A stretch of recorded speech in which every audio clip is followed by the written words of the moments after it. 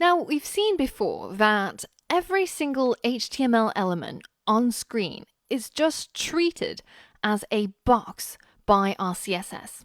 And by styling that box, by changing its height, its width, its margin, its padding, that's how we can determine how our elements can be laid out and how it will show up on screen. So, for example, if we specified a CSS rule that targeted all the images on this I Love Bacon website to say that it should have a width of 100%, all that's going to do is it's going to change the width of that box to 100%, and in the process scales up our image so that it expands to fill the entire width of our screen. And this concept in CSS is lovingly known as the box model. To explain this, let's take a simple div that we've given a background color to.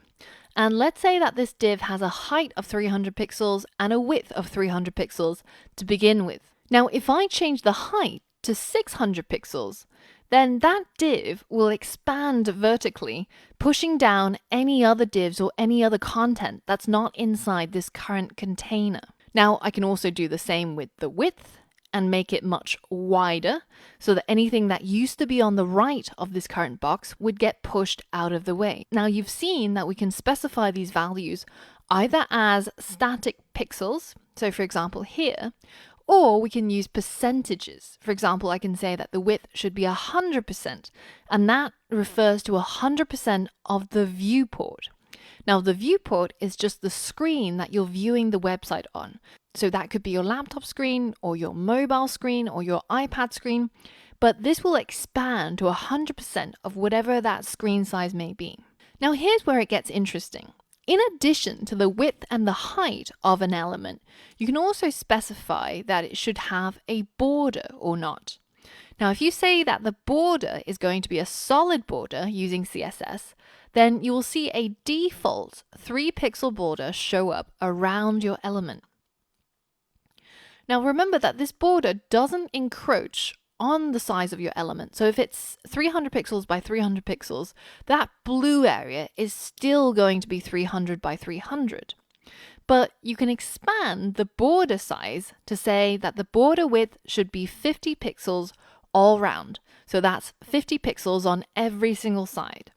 So now the width of this entire element is actually much wider because in addition to 300 pixels width for the original element, so that's the blue part, we've now also got a 50 pixel border on each side. And the entire thing now takes up 400 pixels. Now, instead of specifying a border width for all 4 sides, you can override that border by saying specifically that the border top should only have 0 pixels. Alternatively, you can use the circle shorthand. So it means that we're going around in a circle starting from the top. So the border width starting at the top is going to have 0 pixels at the top, 10 pixels at the right, 20 pixels on the bottom, and 30 pixels on the left. And as you go clockwise, you give your element dimensions that you specify for all 4 sides. And there's other variations around this theme as well, which you'll find in the documentation. Now, let's take this one step further. Let's say that we had some content in our div or in our box. Now, let's say that we had some text, for example. The first thing that we remember is that even if our div or our box had no height and no width, it will have the height and width in order to fit our content. Now, let's say that we didn't like the way that this looked. We want to have a little bit of padding or a little bit of space between the text and the edge of the element or where the border starts. Well, then we can actually specify some padding. And this says that there should be 20 pixels of space on all 4 edges between the text and the edge of the element. So now our box is even bigger. The padding actually increases the size of your box. Now the final dimension that we can add is the margin. And the margin is a buffer zone, if you will, between the current element and any others that are on screen. So say if I had another element on the right, the margin gives our element a little bit of space between each other outside of the border. And now you can start to see how we can use the margin, the padding, the border, the width and the height to start affecting the layout and the appearance of all of our HTML elements, which, as you remember, at the end of the day are just boxes. So that box model is shown every single time you inspect on an HTML element. And you can see this little diagram in the Chrome Developer Tools every single time you hit inspect. So for example, if I select this div, then this is the current box model. It has no margin, no border, no padding, but it has a width and a height of this amount. Now, if I select the H1, then you can see that this actually has a margin at the bottom, which is 21.4. And that's what's pushing it away from this paragraph element. But the paragraph element also itself has some values. For example, a 16 pixel margin at the top and the bottom. And if I highlight this margin part on the box model, then you can see it show up highlighted in orange on our website. Now, it's pretty easy to edit these values using the box model inside Chrome Developer Tools, and that allows you to quite easily visualize what each of these things are doing. So for example, say if I wanted to give a little bit of padding to the contents inside my div, then I could double click on this padding here, and I could say maybe 20 pixels from the top, and 20 pixels from the left. And now you can see that my text, my content rather, is pushed out from the left and from the top. Now, and it adds those rules over here in the styles.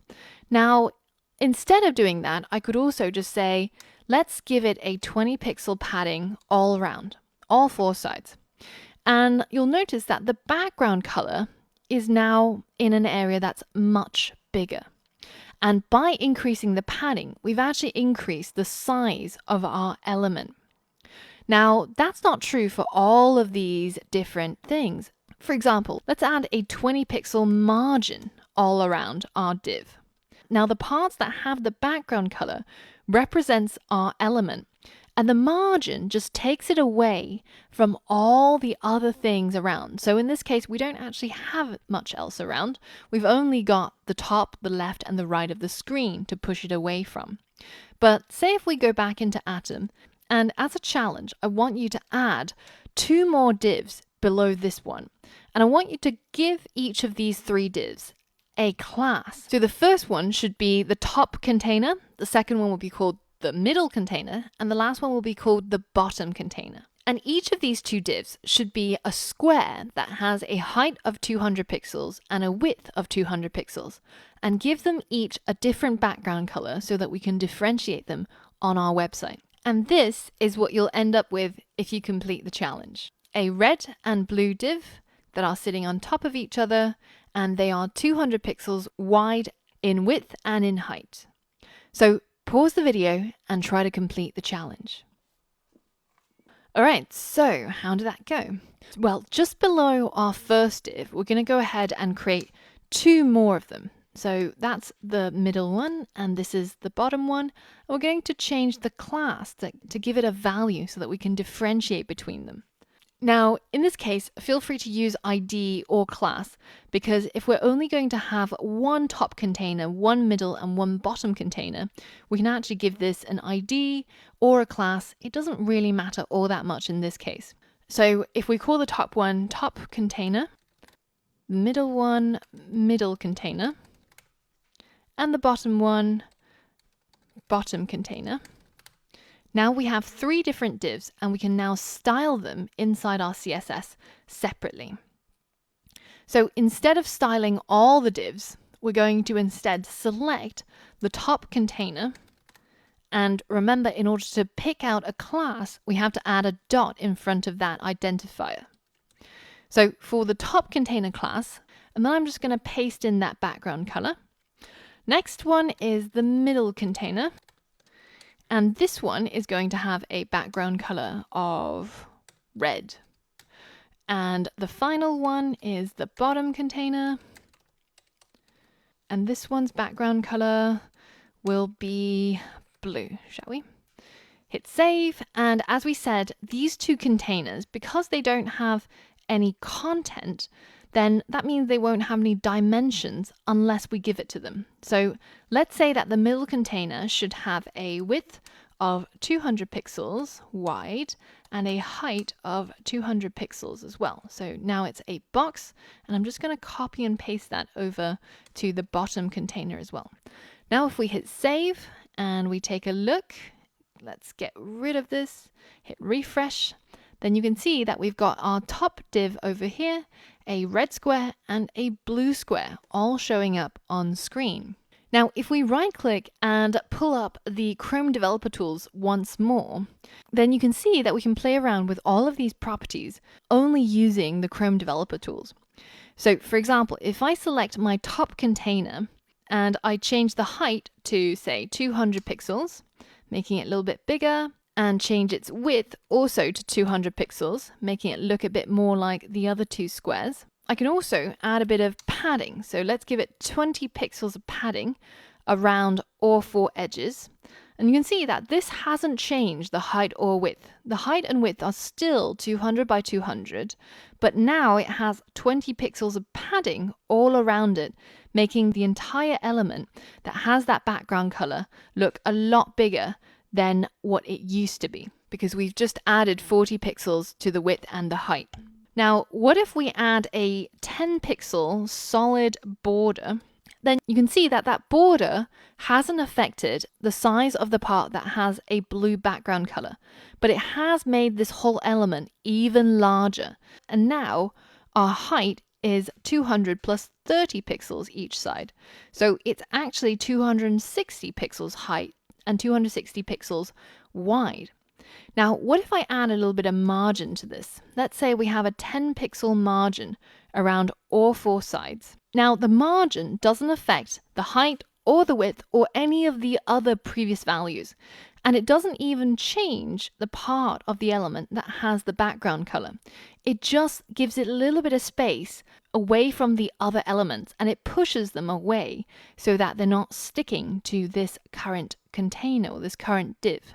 Now, here's a website where you can actually see that box model as it turns to the side. And it shows you which parts are the padding, which parts will get filled with the background image, which parts will end up with the background color, and which parts the content would go. So this is a neat tool to just toggle around and just wrap your head around this idea of the box model, because it is a little bit weird that when you have padding, it only pads the content, but not things like the background image or the background color. So I've included a link to this website inside the resources of this lesson, and you can go here and just have a play around and get to grips with this idea. Now, once you've done that, I've got a challenge for you. I want you to use the Chrome Developer Tools. So don't edit the styles inside Atom, but instead just make temporary changes to the website so that you can change the margins, the borders, the paddings. Now, the only thing that's not going to change is the height and width of these divs or these boxes. But I want you to create a design that looks like this. So you're going to have that first box right towards the edge of the top and the left of the web page. Then you're going to have the two other boxes that touch corner to corner. And this second one is going to have a 20 pixel border. And the third one is going to have a 10 pixel border. And you can change the color to match this scheme as well. But the main thing is that the corners must touch each other. And I want you to use a combination of margins, padding, border, whatever it may be in order to achieve this design. So pause the video now and give it a go. All right, so what you might realize is that this involves a little bit of maths. So firstly, I'm going to switch my Chrome browser tool to make it go on the right side so I can look at this while I'm editing my CSS code and look at the box at the same time. So the first thing was that we wanted the top div to also be 200 pixels by 200 pixels, There we go, we've got our square. So we now have 3 squares, but we need the first one to have a 10 pixel border. So border, solid, and let's give it 20 pixels of padding around all 4 edges. All right, so on to the next part. Our middle box is red and it has a 20 pixel solid border.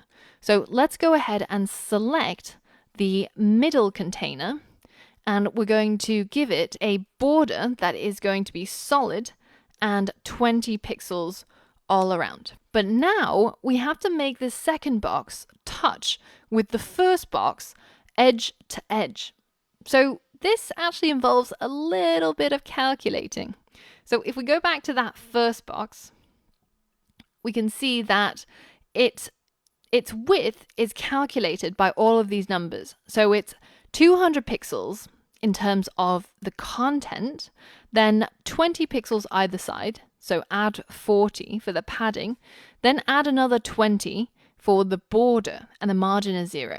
So that's actually 200 plus 40 plus 20, which is 260. So that means that if our second div had a left margin of 260 pixels, then it will touch edge to edge with that first box. So if this challenge has baffled you up till now, then pause the video now that you've seen this little hint and try to do the same thing for the last box, making sure that you've implemented exactly what we wanted for the dimensions and the layout. But if you want to follow along with me, that's also cool. So first things first, this one is yellow, ours is blue, doesn't really matter, but we can change it over. So we're going to select our last div and we're going to change the background color to yellow or gold or whichever color you want. And then we're going to give it a border of 10 pixels solid. So we're going to say border solid 10 pixels all around. And now we have to calculate how far we need to push this square in order to make it touch corner to corner with this red box. So we remember that this was 260 pixels wide, calculating, adding all of these border padding and width together. And this one has a content of 200 pixels wide. It has no padding, but it has a 20 pixel border left and right. So in total, that's 240 in width. So 240 plus 260 is 500. So if we select our last div and we give it a margin left, so we can either type it out or we can select it inside the box model. But if we make this one 500 pixels margin left, then you'll see that the corners now all touch each other and we have exactly the same design as we've got over here. Now, how did that go? If that was confusing at all, then make sure you play around more with the Chrome Developer Tools, either through changing everything in the box model here, or by adding in new style rules through the CSS inside Chrome Developer Tools. But make sure that you can get these things to be pushed left and right and top and bottom and make it look the way that you want it to. Now, if you want the boxes to line up one after the other on the same horizontal plane, then that's a little bit more difficult, and we're going to come to that very, very shortly. So don't beat yourself up if you can't do that, but you should be able to move it top and bottom and add the padding, add the borders, and make the content look the way you want it to. But once you're done, hit refresh and all of that work goes away, but we're back to where we are and we can continue beautifying our website and giving it a proper modern design. Now, in the next lesson, we're going to talk about the CSS display property so that we can start to understand how the positioning of elements work on screen. So for all of that and more, I'll see you on the next lesson.